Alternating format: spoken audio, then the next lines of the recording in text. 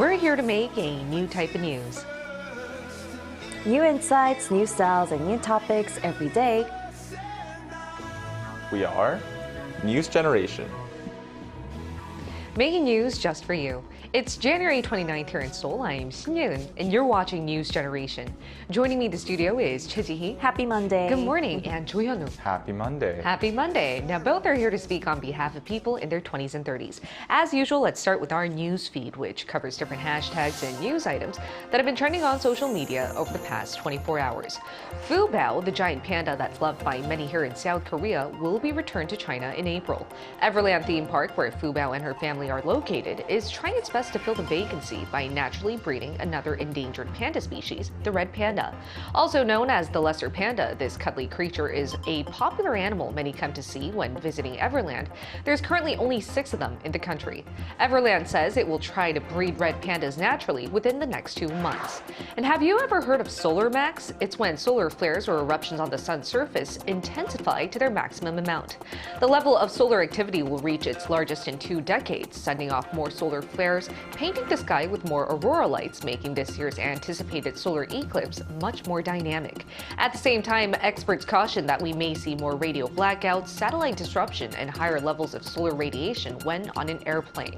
And despite heading quickly into a super age society, most Koreans don't seem to be ready for this big demographic shift. An insurance company surveyed some 1,900 adults aged 19 to 69 and found that the majority weren't even ready for senior care.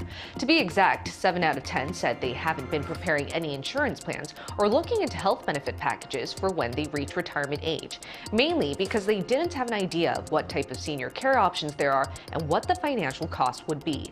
The survey also found that many were worried about having to send their aging family members to a care center or provide them with a licensed caregiver. Despite concerns regarding whether or not an individual or their family member would require professional health care, most Koreans seemingly don't seem to be preparing for that. Now, here in the studio, what do you think about this news story, and are you preparing for senior care or for your family senior care? And given that you're still in your very early 20s, Hyun-woo, this story might seem distant to you, but do you find the need to be preparing in advance? I do think the need is necessary. Like I said, I am in my early 20s right now, so healthcare and thinking about retirement plans is kind of out of the picture right now. But looking at my parents, they're getting pretty close to the retirement age, and I do think that healthcare and the retirement plans are definitely something that they need to think of in the future. One thing that I do need to mention is that it's not that, like, out of the 7 out of 10 who have not planned for their retirement plans, it's not because they just haven't thought of it. It's just more of the COVID-19 pandemic, and the financials have struck our families and a lot of families in Korea so hard that they just don't really have the time to plan for their retirement plans. I think some people might say it might be a myopic perspective given the fact that we're living in such a super aging society and aging seems to be norm. But given the financial situation we're in with high inflation and record food prices and everything, it's really hard to plan that far ahead, given that you're still very young as well. Now, Chi, what were your thoughts on this story? Well, I think it's important that we do prepare in advance. Although we're pretty young still, I think because we can't only rely on the national pension, we do have to prepare in advance. But all I have right now is my insurance plan. I don't have a concrete plan for my retirement yet, but I am thinking of what to do regarding it because, like I said, national pension isn't enough. And I think it really is important to plan ahead, even though we're young, like I said. And my goal personally is to I haven't really thought about senior care yet, but if I had the system that would earn at least 2 million won for me, this would be in addition to my labor income. I think I'll be able to take care of myself at least, like when I become a senior. But I believe my parents, they do have already prepared for their life after retirement, whether it be senior care or just for their life after retirement. But I haven't done anything for them. But you mentioned sadly. a really good point. I think that now a lot of millennials and Gen Z, though we might think this is a distant topic, already we're seeing a separation. We think that our parents might have their retirement plan and senior care planned out, and we should be working individually for our own. I think those two are independent concepts that we're seeing nowadays. And now we're going to switch gears to our main discussion topic of the day now. Now that it's been about a month since the year 2024 kicked off, we're going to dedicate today's episode into reading the consumption patterns of millennials and Gen Z so far. We're also going to analyze how different companies have been trying to target young people with specific marketing strategies. So Chihi, what were some key marketing strategies that we've seen throughout January so far? Well, we've only seen this trend. Actually, we've seen this trend throughout last year as well, but I think we'll be seeing it throughout this year as well, and that's the limited edition marketing trend. I think it will remain popular among millennials and Gen Z throughout this year. This trend is not limited to just the food industry, but also other brands from other industries are taking part. And the limited edition marketing strategy is diverse, but the most commonly used methods are collaborations amongst different brands and the creation of pop-up stores. Famous brands collaborate and launch limited edition products or pop-up stores where various experiences can also be enjoyed while introducing limited edition goods that are popular among the younger generation. And some of these products include limited edition cups with the craftsman's signature, or they even had that electric bicycle that Blackpink and renowned designer Verdi collaborated on. And also famous coffee and tumbler brands collaborated to launch a new limited edition tumbler. And people would go for an open run early in the morning to purchase this item. And they would even fight to get one because they are literally limited products. And Hyunwoo, would you agree that we're seeing exclusivity be the key word for 2024? Yeah, I would definitely agree with that. And I see a lot of friends buying a lot of limited edition products, especially fashion related. I think the reason for that is because clothing is the easiest way to kind of show off to your friends without making it sound like you're too braggy. And we talk a lot about herd mentality here in Korea. And I think that applies to limited edition products as well, because you want products from the most popular brands, but you still want to stand out from others. So I think what makes these products even more popular and at times incredibly competitive to buy, like she mentioned, is the fact that they're limited edition. Marketing strategies with the labels limited quantities left or buy now before they're gone lure people to grab their wallets. Exactly, and being exclusive seems to be a great tactic to lure young consumers. And personally, Hyunwoo, have you or any of your friends gotten your hands on limited edition products? Oh yeah, absolutely. I see a lot of my friends buying a lot of these limited edition products, either waiting in hours for long queues or going to resale platforms. I think the overall trend is that it's just part of the work that you put in to buy these, highly wanted products. And the gratification comes when you share it on social media for your friends to kind of show off and to envy over. And even if you're not into the whole limited edition thing yourself, I know some of my friends who buy these products just to resell them because the resale market is so huge. And I see them, it's almost as a form of investment almost, because the resale prices on these products can be tens, if not hundreds times higher than its original market price. Right. And I can't say that I'm immune to the trend myself either, because I've bought a lot of limited edition trends or products myself, including video games where you have a lot of limited edition characters and even clothing as well. And sometimes it's even like chips almost, and everything's limited item and limited edition. But the thing is, the trend goes for about a week or two, maybe a month, and then it's like, oh, there's another limited edition product. So it's kind of useless at the end of the day, but it's just for the gratification kind of. But I think you mentioned a great point there. I mean, though it's a very finite amount, like there is an expiration period as to how long you can be exclusive and how long you have your hands on something that's limited edition. I think your experience really encapsulates two main traits of our generation. Number one is when we buy stuff, I think we plan ahead, and during and after, it's all about that experience. You're so excited to buy this product, you do internet surfing, you go to the actual market, have fun, and then later on you can resell it, which can also be a form of investment. And the second point being, we're very economical. Though we get our hands on these pricey limited edition products, sometimes we resell it thinking it's an investment. Now, Chihi, what about you? What do you think about this limited edition marketing scheme, and have you ever fallen for it?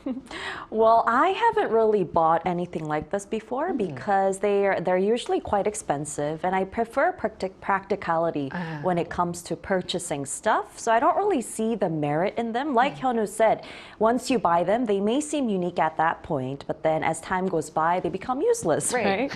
However, as a fan of stationery, I would like to have some limited edition stationery items, such as a nice pen or a cool diary that reflects my taste and character.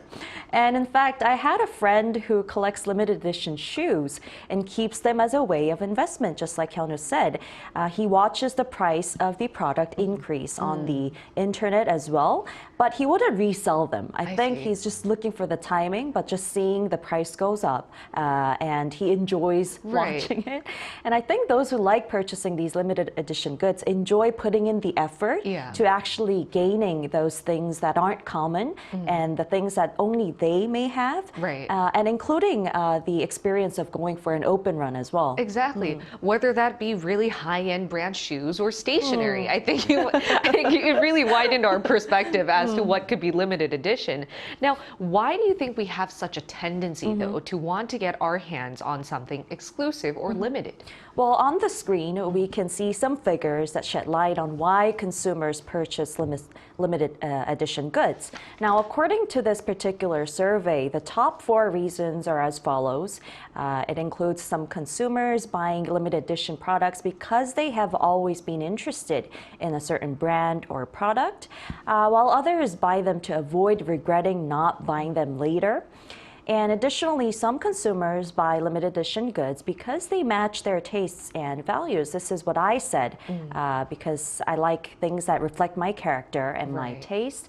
And finally, the thought of owning something that is unique and scarce gives them satisfaction as well. So I think it all boils down to the inclination of MZers to really express themselves and place value on individuality. Yeah, and as a fellow Gen Z, Hyunwoo, why do you think our generation is so into limited edition products? Right. Like I mentioned previously, I think it's part of the human mentality and the human instinct to want to stand out from others while wanting those popular and highly wanted products. And a product being limited edition kind of helps with that.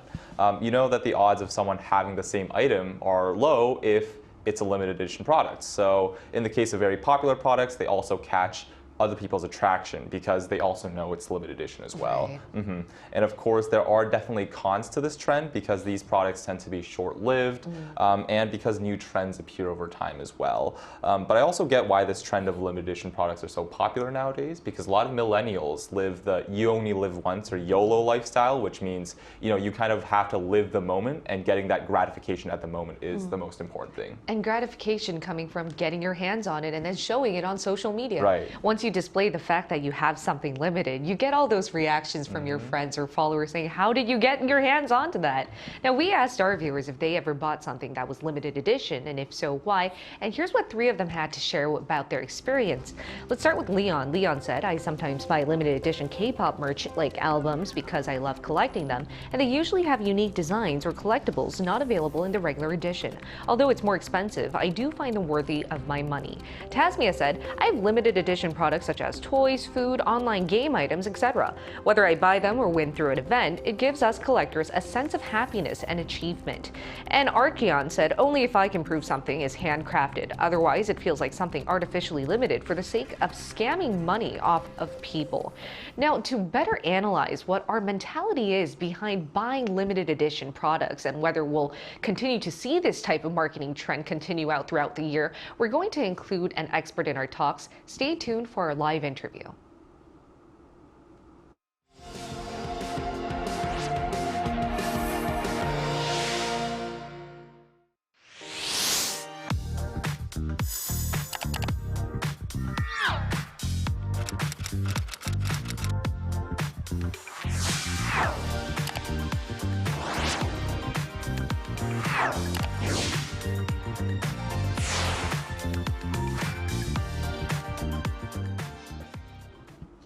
We're now going to turn to Dr. Jared Watson, an assistant professor of marketing at NYU Stern School of Business. Welcome, Dr. Watson.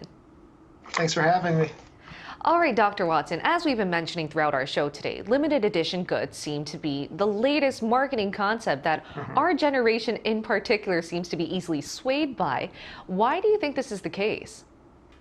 Yeah, not to start off on a sad note, but I think sadly, when you think about many of the traditional markers of success in life, like owning a home, feel much more unattainable for younger generations than they did for our parents. And so we don't have that same motivation to forego simple pleasures as our parents do.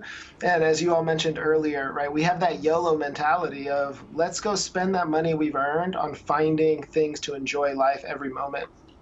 And so then on top of that, social media absolutely gives us this innate sort of outlet or this opportunity to get feedback from others where owning the limited edition means we're part of the in-group, which means we get a sense of belonging with those who do own the product with us. And at the same time, we get pleasures from those who envy us because they don't own the products. Well, then, what are the pros and cons, do you think, of being drawn to limited goods are? And could buying limited edition products actually be a good investment, as we talked about earlier? Sure. So, you hit the nail on the head when it comes to pros. Absolutely, there's an opportunity where these limited edition goods can serve as investments, but it's not guaranteed. And so we do see in the luxury space, for instance, limited edition products tend to appreciate over time. And then on the other side of the equation, the other benefit we really get is that they can make us feel good. We get emotional or psychosocial value from having these things, right? It's a small token of success to ourselves. The flip side of it, when we think about the downside or the consequences of pursuing limited edition goods, our brands know that we're going crazy for limited edition products. So what does this mean? This means that they can price them at exorbitant rates because they know we'll pay for them. And it also means that they create artificial scarcity. So it means that they create fewer than they actually could, thereby not only increasing the cost to us from their ticket prices, but then the resale market goes out of control as well. And so even though these brands could provide us products at affordable rates and in quantities where everyone who wants it can access it, they don't actually allow us to because they're exploiting how we feel. And that doesn't mean that the quality itself is even good. It's just that the quantity is just limited, right? Absolutely. Yeah, there's no relationship between the quantity and the quality. And so it's a really sad game where we don't even get the opportunity, for instance, to read product reviews or to test it out before we buy it because we know it's a race to get our hands on the product. I see. And Dr. Watson, is there anything to look out before buying into this limited edition marketing concept? Sure. So this is something I've said time and time again when I've been on here, which is make sure that you want the product. Think about all of the possible outcomes and understand why exactly you're buying it. So if you are buying it as an investment, do some homework. Consider the past offerings from that brand. Have they held value over time? Have they appreciated or have they depreciated?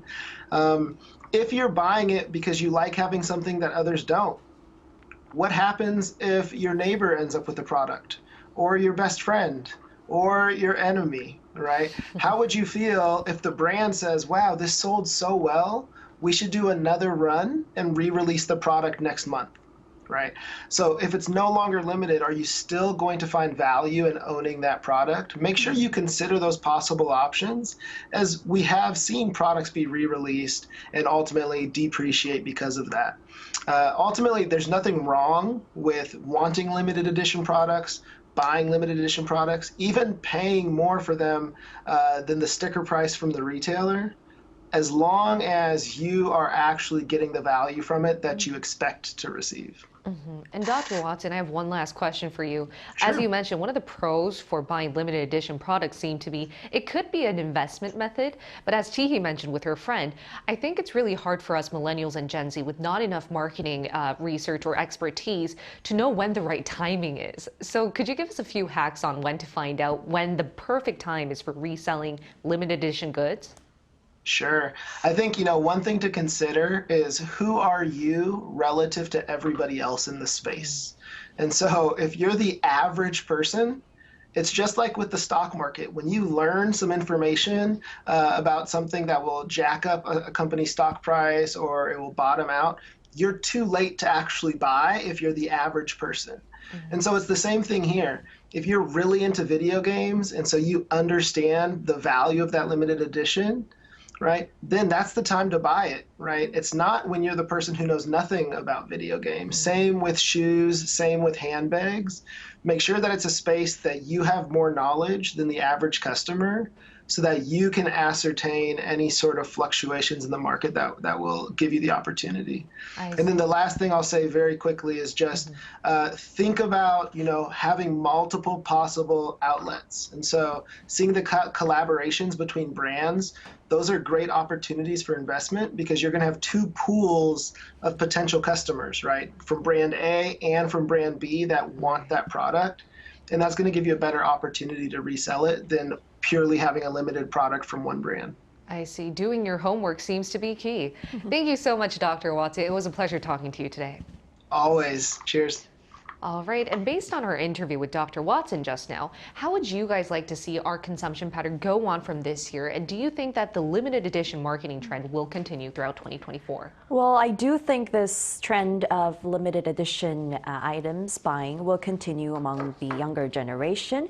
But like Dr. Watson said, I think it should they should make sure that they actually want it and not buy these items just out of the fear of missing out. Right. And I think it's all comes down to the characteristic, like I said, of self-expression among the younger generation, as well as the concept of sohakeng, which is to find certain happiness in small things, although these may not always be small items, right? And I also think that we shouldn't try to fill in the vacancy we have in our hearts just to express ourselves. I mean, if you really want it for the purpose of wanting it, and if you did enough research, I do agree to putting a lot of money, because that could be either investing for yourself for the future. But at the same time, if you're doing it just for the sake of missing out, the fear of missing out, or you have a vacancy in your heart you want to fill in, that might not be the most right way or economical way to go. What were your thoughts on that? I think Dr. Watson kind of hit the nail in the coffin. Yeah. You need to get what you actually want. Exactly. And, if you're actually trying to get an investment off it, see the value in the product. I think those are really good ideas. And I feel like after that interview, I'm going to have to kind of reflect on my purchase decisions after I get home. But I do think the limited edition buying trend is going to kind of stay for a while, especially because, as long as they stay what they're meant to be, and that is limited edition. I think customers, of course, will get tired if they see limited edition after limited edition, especially when they know that, hey, another limited edition is going to come out in another few weeks or so. So right now, I do think that these products are here to stay, because we do see a lot of high demand and high quality products that are coming out of these products. That's the way the market works. But I think throughout today's episode, we learned that just because it's limited doesn't mean that you'll become exclusive. And also, you should only buy what you really want, given the fact that it's only about quantity, not quality. And trying to prioritize the latter could be a smart way for you to consume this year. Now, in the meantime, we'll be here every day from 9:30 to 10 a.m. Korea time, bringing you more topics young people are talking about. Special thanks to Choi Ji-hee. Thank you. And Joo Young-woo. Thanks so much. All right, thank you everyone for watching. We'll see you tomorrow. We are News Generation.